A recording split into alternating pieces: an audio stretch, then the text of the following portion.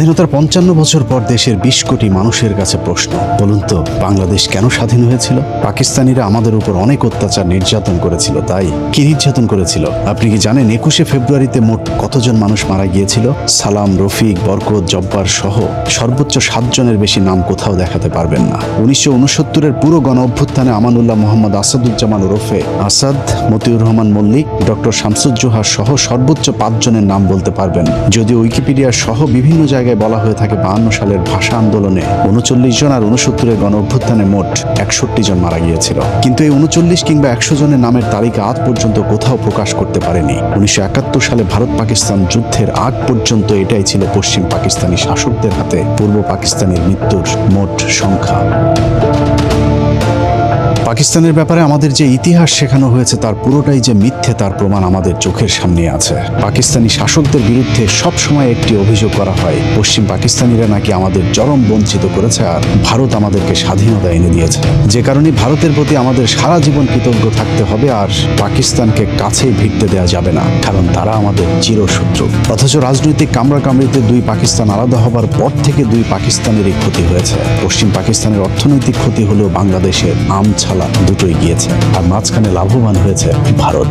১৯৭১-এর কথিত স্বাধীনতার পর থেকে আমরা হয়েছি পরাধীন। ওদিকে পশ্চিম পাকিস্তান বীরের মতো লড়াই করে যাচ্ছে চোখে চোখ রেখে। সামরিক শক্তির দিক থেকে পাকিস্তানের অবস্থান পৃথিবীতে এখন ১২তম, যেখানে বাংলাদেশের অবস্থান ৪০-এর কাছাকাছি। বাংলাদেশের কথিত স্বাধীনতার ৫৫ বছর পার হয়েছে। পাকিস্তান থেকে আলাদা হয়ে বাংলাদেশ শুধু দুই জায়গায় এগিয়েছে, এক তৈরি পোশাক খাত আর বিদেশে শ্রমিক রপ্তানি। এই দুই খাতের মাধ্যমেই পৃথিবীতে আমরা কামলার জাতি হিসেবে খ্যাতি পেয়েছি। অথচ ৫৫ বছর আগে পশ্চিম পাকিস্তানি শাসকেরা আমাদের পূর্ব পাকিস্তানে যে শিল্প বিপ্লব ঘটিয়ে গিয়েছিল তা শুনলে এই প্রজন্মের কাছে অলৌকিক মনে হবে।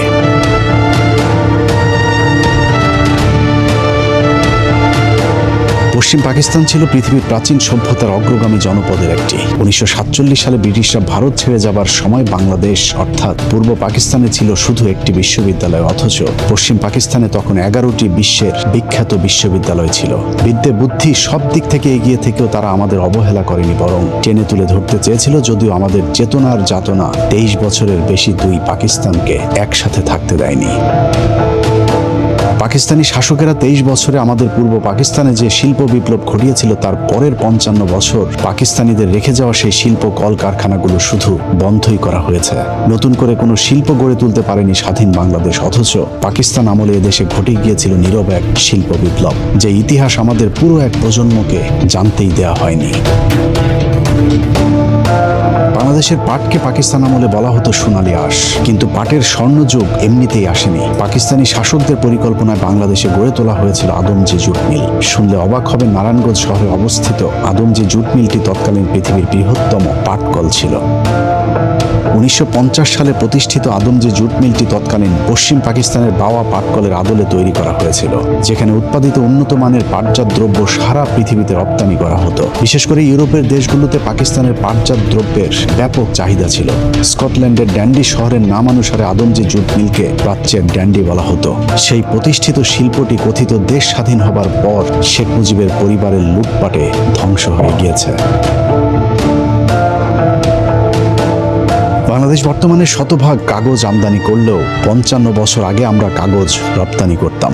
১৯৫৩ সালে পাকিস্তান শিল্প উন্নয়ন সংস্থা রাঙামাটি জেলার কাপ্তাই উপজেলার চন্দ্রঘোনায় কর্ণফুলী পেপার মিল প্রতিষ্ঠা করে। তৎকালীন সময়ে এশিয়ার সর্ববৃহৎ কাগজ প্রস্তুতকারক প্রতিষ্ঠান ছিল এটি, যেখানে মোট ৩০,০০০ শ্রমিক কাজ করত। ১৯৫৯ সালে খুলনার খালিশপুরে খুলনা নিউজপ্রিন্ট মিলস লিমিটেড প্রতিষ্ঠা করে পাকিস্তান সরকার। দেশের সর্ববৃহৎ এই নিউজপ্রিন্ট কাগজ মিলটিতে বছরে ৫০,০০০ মেট্রিক টন কাগজ উৎপাদিত হতো। দেশ স্বাধীন হবার পর সেই মিলটিও বন্ধ করে দেওয়া হয়। এছাড়া ১৯৫০ সালে ঢাকা জুট মিলস, একই বছরে খুলনা জুট মিলস, ১৯৫৩ সালে চট্টগ্রামের আমিন জুট মিলস এবং কর্ণফুলী রেয়ন মিল, চন্দ্রঘোনা পেপার মিল, প্রগতি ইন্ডাস্ট্রিজ, ইস্পাহানি কটন মিলস এবং ১৯৬৮ সালে বাংলাদেশের একমাত্র তেল শোধনাগার ইস্টার্ন রিফাইনারিও বাংলাদেশের উপর নির্যাতনকারী পশ্চিম পাকিস্তানিরাই তৈরি করেছিল। ৫৫ বছরে আর একটিও তেল শোধনাগার তৈরি করতে পারেনি কথিত স্বাধীন দেশের সরকার। পূর্ব পাকিস্তানের বিদ্যুতের চাহিদা পূরণে কাপ্তাই জলবিদ্যুৎ, কর্ণফুলী বিদ্যুৎ উৎপাদন কেন্দ্র, শাহজিবাজার বিদ্যুৎ উৎপাদন কেন্দ্র, আশুগঞ্জ বিদ্যুৎ উৎপাদন কেন্দ্র প্রতিষ্ঠান করে পাকিস্তান সরকার। পূর্ব পাকিস্তান এক মহাশিল্প বিপ্লবের দিকে এগিয়ে যাচ্ছিল। শিল্পায়নে লকি east Pakistan industries development corporation প্রতিষ্ঠা করা হয়। চট্টগ্রাম বন্দরটি মোঘল আমলে কার্যক্রম চালু হলেও এর মূল অবকাঠামো এবং আধুনিকায়নের কাজ করে পাকিস্তান সরকার। 1960 সালে চট্টগ্রাম বন্দর কমিশনারকে চট্টগ্রাম বন্দর ট্রাস্ট হিসাবে মর্যাদা দেওয়া হয়। এছাড়া মংলা সমুদ্র বন্দর, Gazipur machine tools factory, Gazipur সমরাস্ত্র কারখানা, তেজগাঁ শিল্প এলাকা, হাজারীবাগ ট্যানারি শিল্পাঞ্চল, খুলনার খালিশপুর শিল্প এলাকা, চিটাগাং ড্রাই ডক সবই করেছিল আমাদের উপর নির্যাতনকারী পশ্চিমা শাসক গোষ্ঠী। অনেক চেতনাধারীরা আবার বলে থাকে পূর্ব পাকিস্তানের মিল, কল কারখানায় উপার্জিত অর্থ নাকি পশ্চিম পাকিস্তানিরা সব নিয়ে যেত, কিন্তু পূর্ব পাকিস্তানের কোনো উন্নয়ন তারা করত না। চলুন পশ্চিম পাকিস্তানিরা এদেশের মানুষের কল্যাণে কতটা আন্তরিক ছিল সেটা একটু দেখা যাক। প্রথমে শিক্ষা থেকে শুরু করা যাক। দেশের সর্বোচ্চ বিদ্যাপীঠ ঢাকা বিশ্ববিদ্যালয় ব্রিটিশ আমলে প্রতিষ্ঠা লাভ করলেও এর বেশিরভাগ সম্প্রসারণ হয়েছে পাকিস্তান আমলে। শিক্ষার মানের দিক থেকে ঢাকা বিশ্ববিদ্যালয় ছিল পৃথিবীর 100 বিশ্ববিদ্যালয়ের তালিকায়, যে কারণে পাকিস্তান আমলে ঢাকা বিশ্ববিদ্যালয়কে বলা হতো প্রাচ্যের অক্সফোর্ড। কথিত স্বাধীনতার পর পাকিস্তানের চিহ্ন মুছে ফেলার সাথে সাথে বিশ্ববিদ্যালয়ের নাম ডাকও মুছে ফেলা হয়েছে। এক সময়ের 100 বিশ্ববিদ্যালয়ের তালিকায় থাকা প্রতিষ্ঠানটি এখন 1000-এর তালিকাতেও নেই। ঢাকা বিশ্ববিদ্যালয় প্রতিষ্ঠায় যারা গুরুত্বপূর্ণ ভূমিকা রেখেছিলেন তাদের মধ্যে অন্যতম মোহাম্মদ আলী জিন্নাহ। তার ব্যাপক অবদানের কারণে ঢাকা বিশ্ববিদ্যালয়ের একটি হলের নাম রাখা হয়েছিল জিন্নাহ হল। অথচ ঢাকা বিশ্ববিদ্যালয় প্রতিষ্ঠার বিরোধিতা করা রবীন্দ্রনাথকে পুজো করে সেই জিন্নাহকে বানানো হয়েছে ভিলেন। এমনকি মোহাম্মদ আলী জিন্নাহর হলটির নাম পরিবর্তন করে 1971 সালে সূর্য সেন হল রাখা হয়েছে। যদিও রবীন্দ্রনাথের মতো সূর্য সেনও আজীবন পূর্ব বাংলার মুসলমানদের বিরোধিতা করেছিলেন। পাকিস্তানের বিখ্যাত কবি আল্লামা ইকবালের নামে 1957 সালে ইকবাল হল স্থাপিত হয়। 1972 সালে ওই হলের নাম পরিবর্তন করে সার্জেন্ট জহুরুল হলের নামে নামকরণ করা হয়। অথচ এই জহুরুল হক ছিল ভারতীয় গোয়েন্দা সংস্থার একজন চর। শেখ মুজিবের সাথে আগরতলা ষড়যন্ত্র মামলার আসামিও ছিল এই ভারতীয় এজেন্ট জহিরুল হক। এভাবে বিশ্ববিদ্যালয়ের সর্ববৃহৎ হল মহসিন হল সহ বেশিরভাগ অবকাঠামো প্রতিষ্ঠিত হয় পাকিস্তান আমলে। ঢাকা বিশ্ববিদ্যালয়ের পাকিস্তান আমলে কতটা জৌলুস ছিল তার প্রমাণ স্যার পিজে হাট ইন্টারন্যাশনাল হল প্রতিষ্ঠা। ঢাকা বিশ্ববিদ্যালয়ে পাকিস্তান আমলে এত বেশি বিদেশি শিক্ষার্থী আসতে শুরু করেছিল, তাদের আবাসনের জন্য একটি হল নির্মাণের প্রয়োজনীয়তা দেখা দেয়, যে কারণে 1963 সালে ইন্টারন্যাশনাল হোস্টেল নামে আলাদা একটি ছাত্রাবাস করা হয়েছিল। স্বাধীনতার পর আওয়ামী লীগ হোস্টেলটির নাম স্যার পিজে হাট ইন্টারন্যাশনাল নামকরণ করে।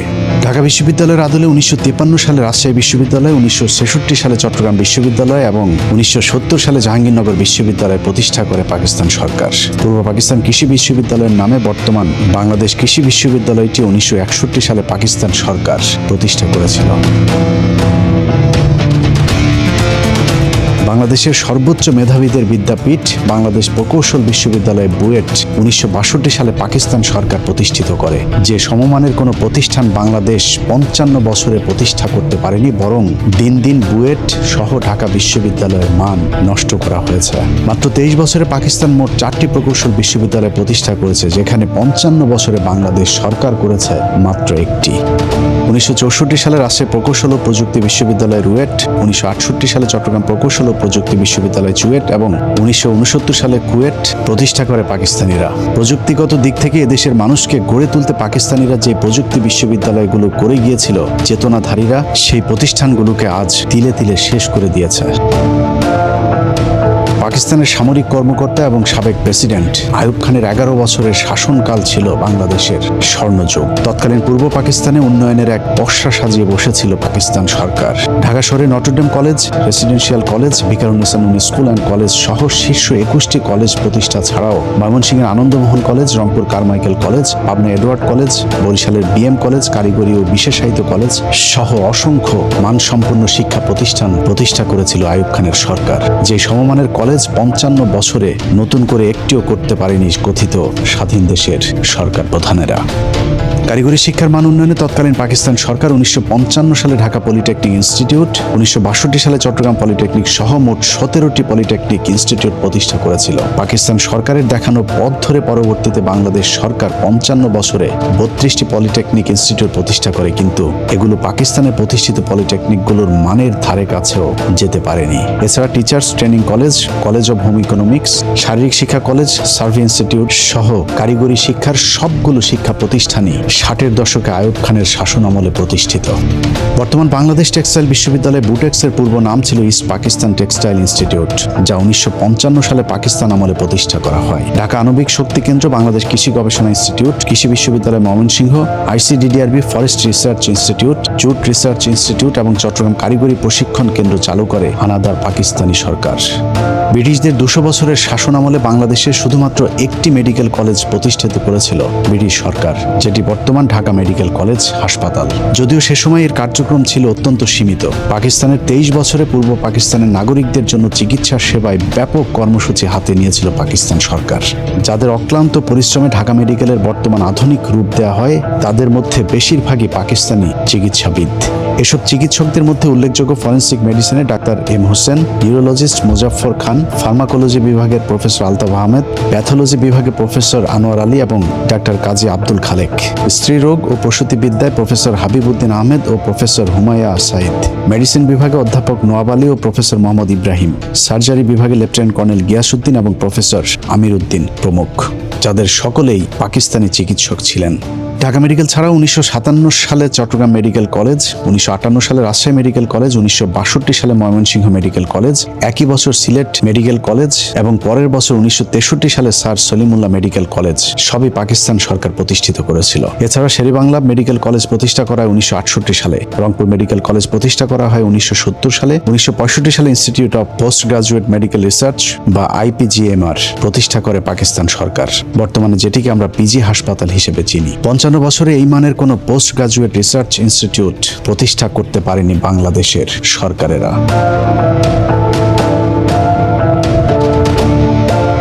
কম্বাইন্ড মিলিটারি হসপিটাল বা CMH হাসপাতালের পূর্ব নাম ছিল পাকিস্তানের প্রেসিডেন্ট ইস্কান্দার মির্জা হাসপাতাল নামে। একইভাবে চট্টগ্রাম, বগুড়া, যশোর, কুমিল্লা, সিলেট, সাভার, ঘাটাইল, চট্টগ্রাম সহ সবখানেই নাম পরিবর্তন করে CMH রাখা হয়েছে, কিন্তু এর আসল কারিগর ছিল পাকিস্তান সরকার।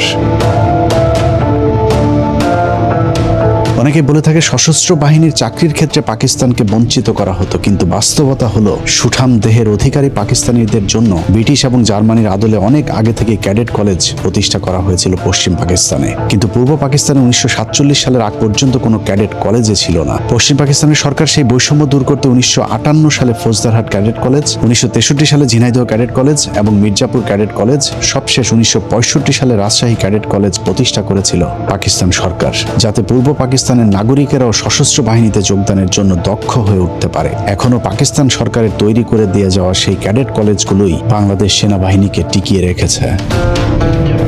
এছাড়া দক্ষ নৌবাহিনী গড়ে তোলার লক্ষ্যে 1962 সালে প্রতিষ্ঠা করা হয় দ্য মার্কেন্টাইল মেরিন একাডেমি, বর্তমানে যার নাম বাংলাদেশ মেরিন একাডেমি। সেটি এখন পর্যন্ত দেশের নৌবাহিনীর প্রধান শক্তির উৎস। বাংলাদেশকে একটি আধুনিক ও শিল্পোন্নত পরিকল্পিত দেশ হিসেবে গড়ে তুলতে পাকিস্তান সরকার যা যা করা প্রয়োজন সবই শুরু করেছিল। ঢাকা শহরের গুলশান, বনানী, ধানমন্ডির মতো পরিকল্পিত আবাসিক এলাকাগুলো পাকিস্তান সরকারের পরিকল্পনায় করা। সম্প্রতি পূর্বাচল ও বসুন্ধরা আবাসিক এলাকা ছাড়া 71-এর পর এদেশের সরকার কোনো পরিকল্পিত আবাসন গড়ে তুলতে পারেনি। অবকাঠামোগত দিক থেকে বাংলাদেশের স্বর্ণযুগ ছিল পাকিস্তান আমল। ঢাকা চট্টগ্রাম, ঢাকা রাজশাহী, ঢাকা সিলেট, ঢাকা খুলনা সহ দেশের প্রায় সবকটি মহাসড়ক পাকিস্তান আমলে নির্মাণ করা হয়েছিল। এছাড়াও দেশের গুরুত্বপূর্ণ প্রায় সকল অবকাঠামোগুলো পাকিস্তান সরকারের করা। যেমন 1968 সালে চালু করা হয় কমলাপুর স্টেশন, যা তৎকালীন পৃথিবীর অন্যতম নির্মাণ শৈলীর একটি। শাসন ব্যবস্থায় সমতার লক্ষ্যে পাকিস্তান সরকার 1961 সালে জাতীয় সংসদ ভবনের নির্মাণ শুরু করে, যা এখনও আধুনিক স্থাপত্য হিসেবে বিবেচিত হয়। এছাড়া বাইতুল মোকাররম, ইসলামিক একাডেমি বা বর্তমান ইসলামিক ফাউন্ডেশন, মিরপুর চিড়িয়াখানা, কুর্মিটোলা বিমানবন্দর, বাংলা একাডেমি, রামপুরা টেলিভিশন ভবন, ঢাকা স্টেডিয়াম, ঢাকা জাদুঘর, হোটেল ইন্টারকন্টিনেন্টাল সহ বেশিরভাগ প্রতিষ্ঠানগুলো পাকিস্তান সরকারের হাত ধরে প্রতিষ্ঠিত। কথিত স্বাধীনতার পর শেখ পরিবার আর আওয়ামী লীগের দলীয়করণ আর লুটপাটে নতুন কোনো প্রতিষ্ঠান গড়তে পারেনি, বরং পাকিস্তানের রেখে যাওয়া প্রতিষ্ঠানগুলোকে ধ্বংস করে দেওয়া হয়েছে দিন দিন। বাংলাদেশ বেতার 1939 সালে ব্রিটিশ আমলে প্রতিষ্ঠিত হলেও রাজশাহী, চট্টগ্রাম, খুলনা, রংপুর, সিলেট বেতার কেন্দ্র প্রতিষ্ঠা করে পাকিস্তান সরকার। ঢাকা নিউ মার্কেট সহ সারা দেশের জেলা ও বিভাগীয় শহরগুলিতে নিউ মার্কেট গড়ে তোলার পরিকল্পনাও পাকিস্তান সরকারের। 1971-এর পর গেল 55 বছরে বাংলাদেশে যত উন্নয়ন হয়েছে, দুই পাকিস্তান একসাথে থাকলে এসব উন্নয়ন আরো 50 বছর আগে হতো। বাংলাদেশের মানুষের কাছে রূপপুর পারমাণবিক বিদ্যুৎ কেন্দ্র নতুন বিষয়, কিন্তু জেনে অবাক হবেন রূপপুর পারমাণবিক বিদ্যুৎ কেন্দ্রের কাজ শুরু হয়েছিল 1961 সালে। সম্ভাব্য জায়গা হিসেবে রূপপুরে নির্ধারিত হয়েছিল বিদ্যুৎ কেন্দ্রটি। সেই লক্ষ্যে মার্কিন সরকারের কাছ থেকে অর্থ এবং প্রকল্প রক্ষণাবেক্ষণের জন্য প্রায় 200 কর্মকর্তাকে বিদেশে প্রশিক্ষণের জন্য পাঠানো হয়েছিল। এছাড়া 90-এর দশকে উদ্বোধন হওয়া যমুনা সেতুর প্রস্তাবও 1966 সালের অধিবেশনে পাশ করা হয়েছিল। পাকিস্তান সরকারের এসব কর্মকাণ্ড এখনো উইকিপিডিয়াতে দলিল হিসেবে রয়েছে। শুধু অবকাঠামোগত উন্নয়ন নয়, বাংলাদেশের সব অর্জনের গোড়াপত্তন হয়েছিল পাকিস্তান আমলে, আর কথিত স্বাধীনতার মধ্য দিয়ে আমরা সব হারিয়েছি। এই ধরুন 60-70-এর দশকে পশ্চিম পাকিস্তানিরা পূর্ব পাকিস্তানের ফুটবল আর ক্রিকেটে যে উন্নয়ন করে দিয়ে গিয়েছিল, তারই ধারাবাহিকতায় 80-90-এর দশক পর্যন্ত চলেছে বাংলাদেশ। 90-এর দশক পর্যন্ত ফুটবলের যে জনপ্রিয়তা ছিল, সেই ধারাবাহিকতা রক্ষা করতে পারলে বাংলাদেশ এখন হয়তো বিশ্বকাপের মঞ্চে খেলত। তৎকালীন সময়ে আবাহনী মোহামেডান ফাইনাল খেলাকে কেন্দ্র করে সরকারি ছুটি পর্যন্ত দিতে বাধ্য হয়েছিল তখনকার সরকার। অনেকেই বলে থাকেন পূর্ব পাকিস্তানিদের নাকি তেমন পাত্তা দিত না পশ্চিম পাকিস্তানিরা, অথচ 1970 সালেও যুক্ত পাকিস্তান ফুটবল দলের অধিনায়ক ছিলেন বর্তমান সংসদের মাননীয় স্পিকার মেজর হাফিজউদ্দিন আহমেদ। ফুটবলের সেই সোনালী সময় এখন আর নেই। 1997 সালে কেনিয়ার সাথে নাটকীয়ভাবে আইসিসির সেই ম্যাচ না জিতলে ক্রিকেটেও হয়তো বাংলাদেশ একদিন হারিয়ে যেত, অথচ ক্রিকেটের উন্নয়নও সেই পাকিস্তানের হাত ধরেই শুরু হয়েছিল। বাংলাদেশের জীবন্ত কিংবদন্তি রাকিবুল হাসান সহ যেসব তারকাদের হাত ধরে বাংলাদেশ ক্রিকেট উঠে দাঁড়িয়েছিল, তারা সবাই পাকিস্তান জাতীয় ক্রিকেট দলের সদস্য। তাদের কারণে আমরা আজ বিশ্ব ক্রিকেটের শক্তিশালী দল হিসেবে পরিচিতি পেয়েছি।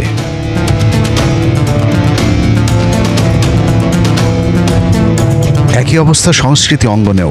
বাংলাদেশ চলচ্চিত্রের যত নক্ষত্র সবই পাকিস্তানের তৈরি। तूने मुझे धोखा दिया है, मेरी मोहब्बत का मजाक उड़ाया। तेरी भोली भाली सूरत को देखकर मैंने ये समझा था कि तू जंगल का वो फूल है जिसे रात के होठों ने अब तक नहीं छुआ। लेकिन ये मेरी भूल थी, तू एक जहरीला कांटा निकली। ये सब तुम क्या बोल रहे हो बाबू? मैं तो कुछ नहीं समझी। क्यों कर समझेगी? तूने ना कहा था कि हम पहाड़न जब किसी को मन देते हैं तो फिर कभी वापस नहीं लेते। রাজ্জাক, শাবানা থেকে শুরু করে ববিতা, রুনা লায়লা, সাবিনা ইয়াসমিন সকলেই পাকিস্তান আমলে উঠে আসা শিল্পী। ये कलियां नई नवेली, वो चंपा और चमेली, ये कलियां नई नवेली, तोहफा फूलों का ये अनमोल, मैं तुम्हें जो बाबूजी बिन मोल, भूलते जाना बाबूजी बिन मोल। স্বাধীনতার পর 1.5 দশকের সেই ধাক্কাতেই চলেছে বাংলাদেশ। কথিত স্বাধীনতার মাধ্যমে আমরা পেয়েছি জাহেদ খানার, মমতাজদের মতো শিল্পী। বাংলাদেশের পাকিস্তান আমলে পাওয়া সব অর্জন ধ্বংস করে বাংলাদেশের মানুষ এখন পুরোপুরি ভারতের সংস্কৃতি নির্ভর হয়ে উঠেছে।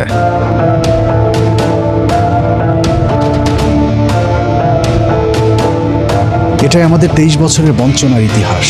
এবার চলুন কথিত স্বাধীনতার 55 বছরে আমরা কতটুকু এগিয়েছি সেটা দেখা যাক। 55 বছরে আমরা ঢাকা বিশ্ববিদ্যালয়ে শুধু একটি আলোচিত শাখা খুলতে পেরেছি, সেটা হলো চারুকলা। এই শাখায় পড়ুয়া বিজ্ঞানীরা প্রতি বছর বিশাল বিশাল মিসাইল, রকেট, স্যাটেলাইট উৎপাদন সহ নানা ধরনের আধুনিক জ্ঞান বিজ্ঞানের শাখায় বিচরণ করছে। 55 বছরে বাংলাদেশ সবচেয়ে বেশি এগিয়েছে নারীদের ক্ষমতায়নে। প্রতিটি অফিস আদালতে এখন নারীরা সেখানকার পুরুষদের লালসার শিকার। দেশ পেরিয়ে নারীদেরকে এখন পাঠানো হচ্ছে বিদেশে, সেখানে সকালে বাবা, দুপুরে ছেলের আর রাতে মেয়ে জামাইয়ের ধর্ষণের শিকার হচ্ছে আমাদের মা বোনেরা। আরেকটি খাতে উন্নতি হয়েছে, তা হলো তৈরি পোশাক শিল্প। অন্যের সুতা, অন্যের কাপড়, অন্যের করা অর্ডার বাংলাদেশে এনে কাপড় তৈরির পর অন্যের কাছে পাঠিয়ে দিয়ে যে আয় রোজগার হয়, তা দিয়ে বাংলাদেশের কিছু গার্মেন্টস ব্যবসায়ীর পকেট ভারী হয়, কিন্তু দেশের কিংবা গার্মেন্টস শ্রমিকদের কোনো উন্নতি হয় না। ইদানিং টিকটক শিল্পের ব্যাপক বিস্তার ঘটেছে। ঘরে ঘরে এখন টিকটকার, নারী পুরুষের অশালীন অঙ্গভঙ্গি আর বেহাইয়াপনায় ছেয়ে গেছে সোশ্যাল মিডিয়া। সব মিলিয়ে চারিদিকে পরকীয়া, বিবাহ বিচ্ছেদ, পারিবারিক অশান্তি যেন এক মহামারী রূপ ধারণ করেছে। ভণ্ড এগুলো রাজনীতিবিদদের বক্তৃতায় আমাদেরকে বীরের জাতি হিসেবে পরিচয় দিলেও সারা দুনিয়ায় আমাদেরকে বানিয়ে রাখা হয়েছে ভিখারির জাতি। কোথাও এই জাতিকে সম্মান দেওয়া হয় না। কথিত স্বাধীনতার পর সবচেয়ে বেশি লাভ যেটা হয়েছে তা হলো শেখ পরিবারের। শেখ পরিবার আর আওয়ামী লীগের লুটপাটের স্বাধীনতার পর 3.5 বছরে না খেয়ে মারা যায় 15 লাখ মানুষ। আওয়ামী লীগের তৈরি রক্ষী বাহিনীর নৃশংসতায় মারা গিয়েছিল আরো 45,000 মানুষ। পাকিস্তানিদের 23 বছরে পুরো পূর্ব পাকিস্তানের ধর্ষণের মামলা হয়েছিল মাত্র 1,674টি। আর কথিত স্বাধীনতার পর শুধুমাত্র 75 পর্যন্তই বাংলাদেশে মোট ধর্ষণের মামলার সংখ্যা ছিল 11,326টি। তারপরেও এই স্বাধীনতাকে বাঙালির চরম পাওয়া হিসাবে প্রতিষ্ঠিত করা হয়েছে, আর পাকিস্তানকে বানানো হয়েছে চিরশত্রু। কথিত সেই স্বাধীনতা যুদ্ধেরও প্রতিটি পরতে পরতে রয়েছে মিথ্যা আর অসত্যের ধূম্রজাল। বলা হয়ে থাকে পাকিস্তানিরা আমাদের 30 লাখ মানুষকে হত্যা করেছে, 2 লাখ মা বোনদেরকে ধর্ষণ করেছে, অথচ 30 লাখ মানুষ মারা গেলে প্রতি গ্রামে অন্তত 45 জন করে মানুষ মারা যাবার কথা। কিন্তু 45 গ্রামে খুঁজেও পাকিস্তানি হানাদার বাহিনীর হাতে মৃত্যুবরণ করেছে এমন একজন মানুষকেও খুঁজে পাওয়া যাবে না। তো সব ভুয়ো হয়েছে, আছে কিনা তা তো জানি না। ওই যে মুক্তিযোদ্ধার ভাষায় হেলে না, আর কি বয়স হয়েছে, আরে ভাবে বীরাঙ্গনা বানাই, ওর নাম লো এইটা হেলে না। ওই যে মুক্তিযোদ্ধার চার দোকানদার যে মহিলা, ও কি বীরাঙ্গনা নেই? 71 সালে ওর জন্ম হইতো হয়নি। পরে কি বীরাঙ্গনা বানায় রাখছে? ওরে বানাই রাখছে, ওই যে কয়জন নেতারা ওরে ঢাকা নিয়ে খেলাই টেলাইয়া ওই ইয়ে করছে। আমরা যখন গেলাম গা, আওয়ামী লীগ ক্ষমতা আসলো, আসার পরে দেয় এরা ইচ্ছা মতো গে 2টা লোকের বানাইছে। একটা হইল মহরকোনা, আর একটা হইল আমার এখানে। 30,000 টাকা ওইরা বার্তা পাইছে, আমরা কিন্তু 20,000 টাকা পাই।